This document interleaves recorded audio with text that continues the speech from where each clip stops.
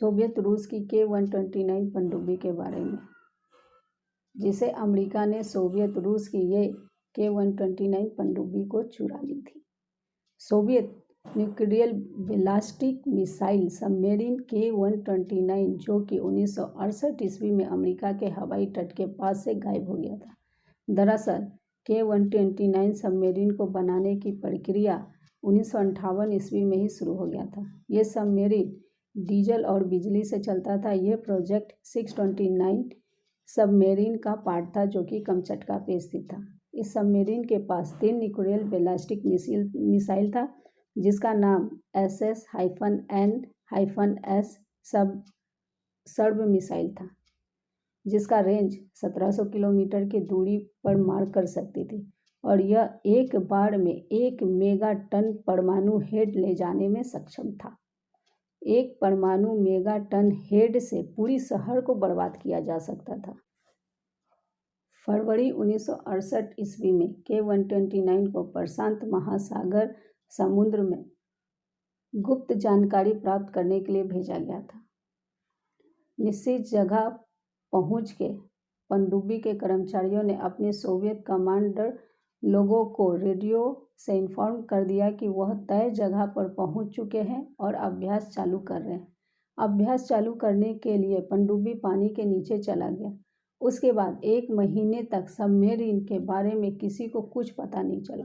तब Soviet submarine command क्षेत्र 5 से 6 रेडियो मैसेज भेजे कि आप वापस रसिया आ जाइए और हमसे रेडियो पर संपर्क कीजिए, परंतु पनडुब्बी से कोई संपर्क नहीं हो पाया। तो उसके बाद सोवियत नौसेना कमांड ने बहुत सारे जहाज को पनडुब्बी विमानों को अमेरिका के तट पर उस पनडुब्बी को खोजने के लिए भेजा। इतनी सारी सोवियत नौसेना की हरकतों को देखकर अमेरिका सब कुछ समझ गया था कि कुछ गड़बड़ है या यहाँ पर कुछ हुआ है। फिर उसे पता चला कि सोवियत नौसैनिक एक पनडुब्बी को खोज रहे जो कि समुद्र के गहराइयों में डूब गया है। इसके बाद अमेरिका ने सोइस, जिसका फुल फॉर्म है साउंड सर्वाइलेंस सिस्टम, जिससे अमेरिका ने पहले से ही अपने समुद्री तट के पास बिछा रखे थे। सोइस सिस्टम एक ऐसा सिस्टम है जिसमें ढेर सारे छोटे छोटे माइक्रोफोन और तार लगे होते हैं, जिसे अमेरिका ने समुद्र के नीचे बिछा रखे थे। सोइस सिस्टम के ऊपर से अगर कोई भी जहाज या पनडुब्बी गुजरता था तो अमेरिका को तुरंत पता चल जाता था कि इस इलाके से कोई पनडुब्बी गुजरा है। अमेरिका ने सोइस के कुछ पुराने रिकॉर्डिंग को सुनना चालू किया। जब कुछ महीने पहले की रिकॉर्डिंग को जांचा तो हवाई द्वीप के पास से कुछ विस्फोट जैसा आवाज हुआ था। अमेरिका को उस सोइस माइक्रोफोन के लोकेशन से उस पनडुब्बी का सही लोकेशन का पता चला। इस बीच सोवियत नौसेना का एक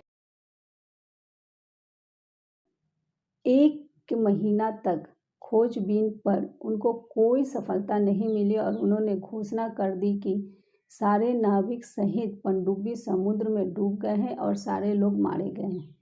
इस बीच सोइस माइक्रोफोन सिस्टम के बताए जगह पर अमेरिका ने अपने 2-3 पनडुब्बियों को उस डूबी हुई पनडुब्बी की जानकारी हासिल करने के लिए भेजा और जिससे उन्हें पता चला कि वास्तव में एक सोवियत का पनडुब्बी डूबा हुआ है। सोवियत की पनडुब्बी को चुराने का मुख्य उद्देश्य उसके तकनीक की जानकारी प्राप्त करना था। उन लोगों को किस तरह के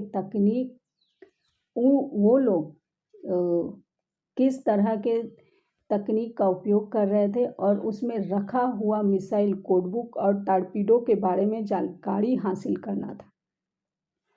अगस्त 1968 को अमेरिका और उसकी CIA संस्था को इस पनडुब्बी की जानकारी प्राप्त हुई, जिसका वजन 2700 टन था और यह सबमरीन हवाई द्वीप से 2600 किलोमीटर दूर और 4970 मीटर समुद्र की गहराई में था, जिसको समुद्र से निकालना बहुत कठिन कार्य था।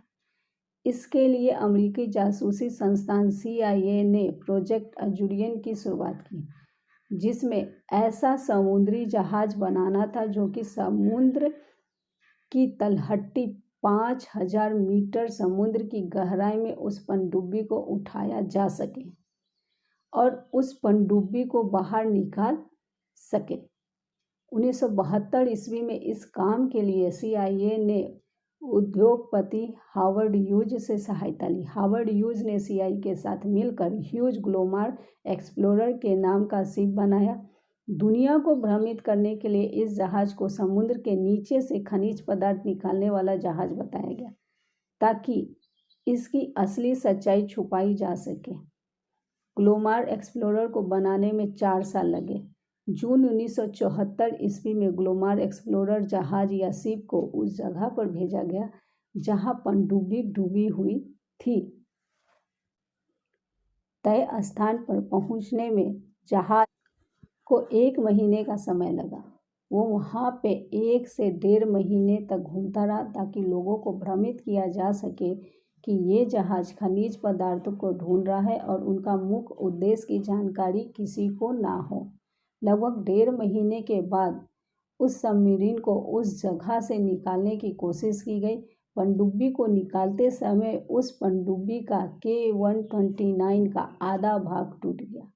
बचे हुए आधे हिस्से में जिसे वो आधा निकाल पाए उसमें परमाणु टॉर्पीडो थे, जिसके बारे में अमेरिका जानना चाहता था। टूटे हुए परमाणु मिसाइल को उन्होंने निकालने की बहुत कोशिश की, परंतु वह उसे निकाल नहीं पाए। बचे हुए पनडुब्बी में कुछ मरे हुए सोवियत नौसैनिक भी थे, जिसको अमेरिकी नौसेना ने सम्मान के साथ समुद्र जल में जल समाधि दी।